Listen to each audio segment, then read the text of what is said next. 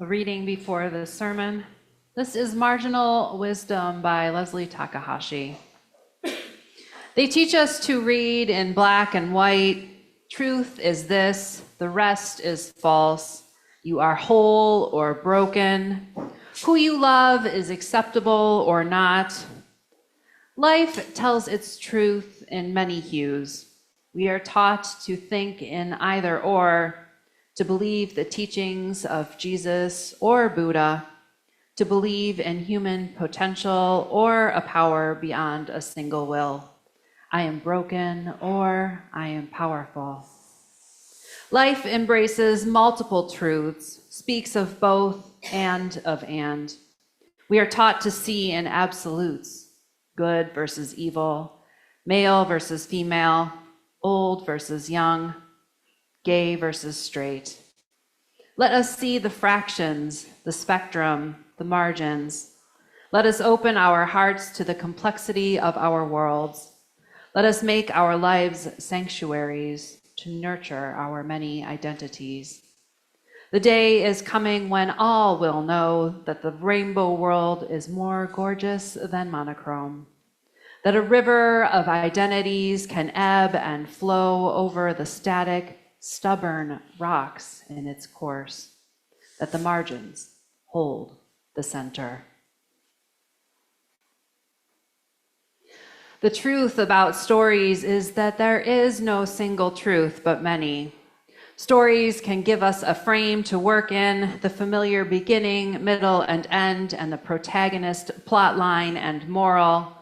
These constructions give shape and form to our ideas and experiences. They help us to make sense of the world and ourselves.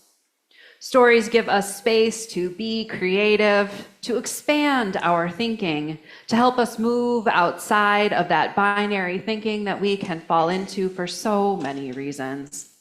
Stories help break open our focus, our imaginations, our curiosities, letting us explore ideas we might not have otherwise dreamed of.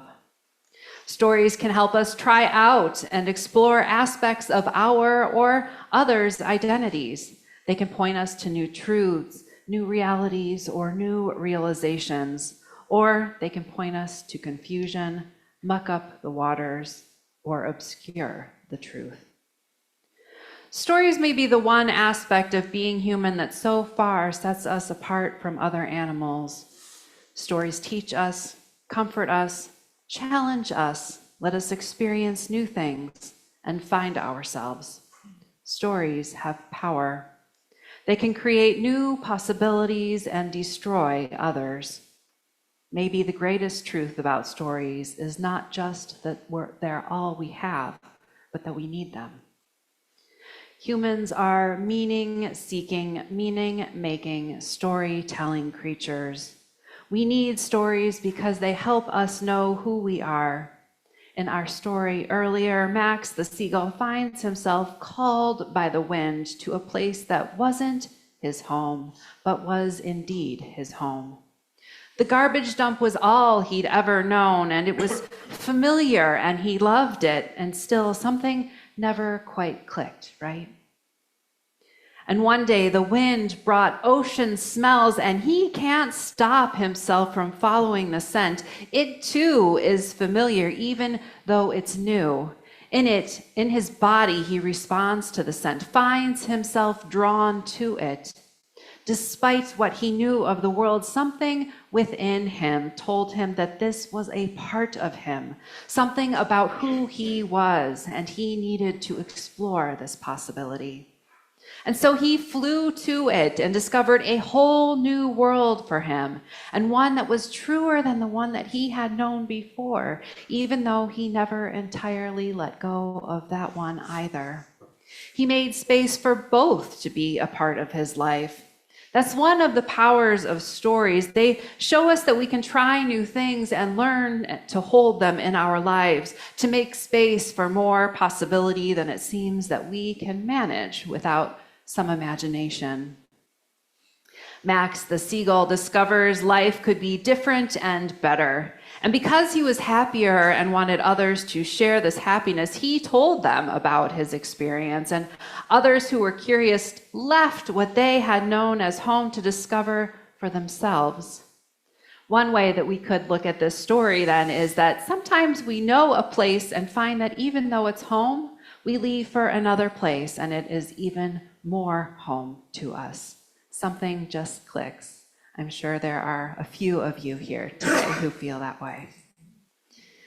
Another way to understand the story is that sometimes the journey is less about travel and more about discovering our most authentic selves, making an inward journey, something like learning to manage our thoughts, feelings, and actions, knowing when to dive into ourselves to work through a problem that's been causing us difficulty, and becoming a loving presence in the world.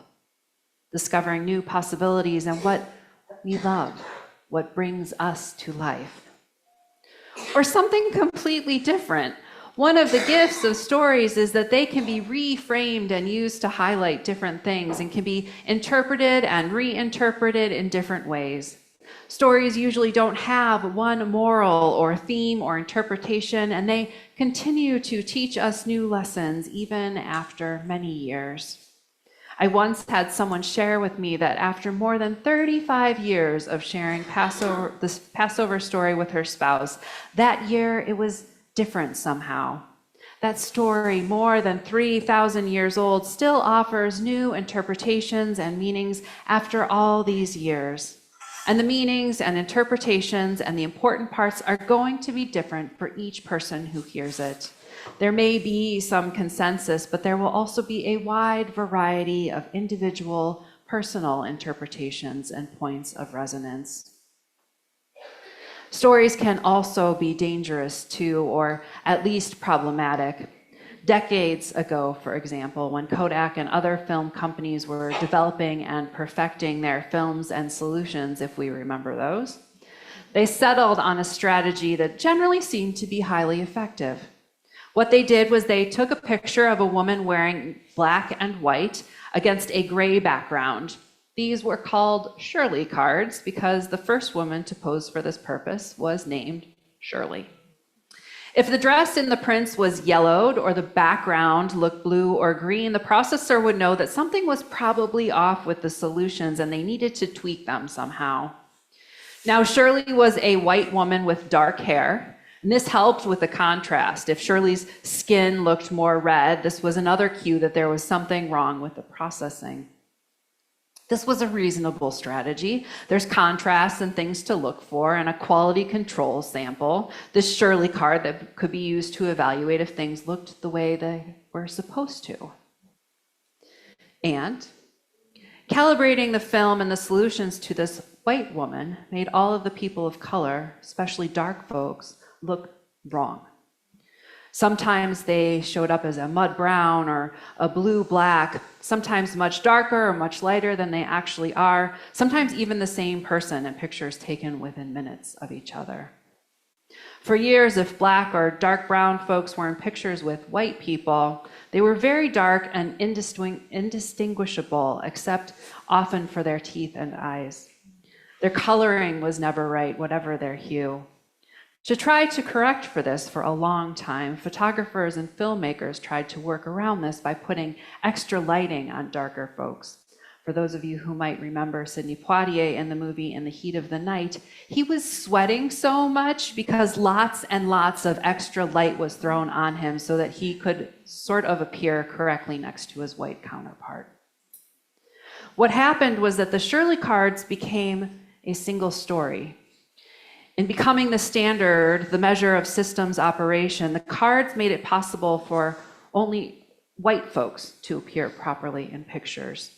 The story became so singular, was so embedded in the standard that it was years before the standard and the process were questioned and addressed. Now, there is nothing inherently wrong with the Shirley cards or being white. And with this strategy, Kodak used one standard for what was normal, for processing colors with its film and solutions. That normal was white, and deviations from that literally made other people look bad. Generations of photos and films with people of color, especially dark folks, were distorted because of this standard. Shirley was the single story of what people should look like in pictures, or what people were expected to look like in pictures. And the danger was that that didn't make space for everyone to be represented. Maybe this doesn't seem so dangerous, but this is one example of taking a single story, a flattened, one-dimensional story that lacks nuance and doesn't make space for possibility and options. And if this can happen with pictures, think about all the other ways our lives may be impacted by these single stories that we wouldn't even know to wonder about. When we have single stories about gender, for example, the current administration saying that there are only to be two options legally, it's dangerous and damaging. The narrative that goes along with it is one of terror and fear-mongering for anyone who doesn't conform, results in assaults against our people, possibly their homes, so often their bodies, their beliefs, values, and culture. Single stories can destroy. Reduced narratives become stereotypes instead of stories, that good or evil, black or white, old or young, male or female, liberal or conservative, they become the false binaries that overwhelmingly populate our lives. In her TED Talk, The Danger of a Single Story, Nigerian author Chimamanda Adichie says, "The single story creates stereotypes, and the problem with stereotypes is not that they are untrue, but that they are incomplete. They make one story become the only story. When we flatten the story of who is a man or a woman, and underneath that, who is a person, or how we define gender and what that means and does not, and therefore who is dangerous, we don't tell other stories. For example, some people are born intersex with variations in DNA, genitalia, and other differences possible among these individuals, who make up an estimated 1.7% of the population, although we don't know the numbers for sure. If nature allows for such a spectrum, perhaps it's not so unreasonable that we might follow suit." Adichie continues in her TED Talk saying, "The consequence of a single story is this: it robs people of dignity. It makes our recognition of our equal humanity difficult. It emphasizes how we are different rather than how we are similar." I used to use this insight more regularly before Adichie did what she warned us about doing herself, using a single story as if it is the whole truth. She has become what is referred to as trans-exclusionary radical feminist, also a TERF, stance regarding the definition of who is a woman, and hers is deeply transphobic. And while I have found value in her work, as I've said, I would be remiss to neglect to name the ways that we sometimes don't understand how we perpetuate single stories in our lives and the world. It's important to realize that stories are how we make sense of our lives, and so that the stories that we tell matter. When the stories are flat, one-dimensional stories that lack nuance, they are problematic. They are problematic because very little, if anything, in our lives is actually that way. Another reason is that it's problematic is because we need to be able to find ourselves within the stories. It's easy to identify with either protagonist, usually sometimes with whatever the protagonist is working against, but even that is very simplistic. There was a meme going around Facebook years ago and other social media that contrasted extreme wealth with utter poverty in India. This picture was a billboard of a wealthy person, disclosure, our current president, on it advertising an extravagant hotel chain. And below the sign, there were people sleeping in the street and tucked under makeshift shelters. It's dirty. It's easy to look at the picture for most of us and empathize with the people, with the poverty that we witness, especially in the face of the wealth portrayed in this billboard, very fancy and elegant, and what seems like the cruel placement of it in a place where people sleep on the street. but many of us probably don't identify with either group very well. The meme was reframed by a religious educator colleague of mine, C.B. Beale of Justice and Peace Consulting, as a way of exploring privilege and understanding ourselves in bigger systems. Behind the people on the street, there were 2 parked cars. CB points out that those cars actually represent many of us as car owners, of people with some level of privilege, as people who participate in a capitalist system that allows for such wealth and poverty. They observe that sometimes we need to stop and wonder when there is a binary, especially one that doesn't readily include us. We need to stop and ask where we are, or where do we go? Where am I in this picture? If we can't truly identify ourselves in a story or in a narrative, we can't do anything with it, and that is what makes it dangerous. It may replay in our minds over and over as a story that we think of as something that's true, but unless we are in the story, it's not ours, and when we perpetuate it, we may be doing harm to ourselves and others. If we can locate ourselves within the story, though, we can claim it and find deeper meaning. When we can find ourselves, the narrative becomes the tool we can use to tell another story, one that resonates more with what we know to be true, and we can disrupt those dangerous narratives. When we can't find ourselves in stories, we have to wonder why that is and what dangerous narrative that story is perpetuating. When we tell stories about the world we know or the world as we know it, we are telling stories about who we are. We need complex stories sometimes because being human takes many shapes and forms, even in the themes we often think of as similar. We need to tell stories of our true identities, and when we do, we make it possible for others to find themselves too. This is how we find out that we really do belong at the ocean, that there really is a place for us in the picture. This is how we see the spectrum and the margins, when we can be with the both and the and. Stories have power, and when we are good stewards, they offer or create possibility, and the way that we tell them and use them matters. Because the truth about stories is not just that they're all we have, but we need them to make sense of our lives and the world. May we use them to help bring more compassion and justice to our living.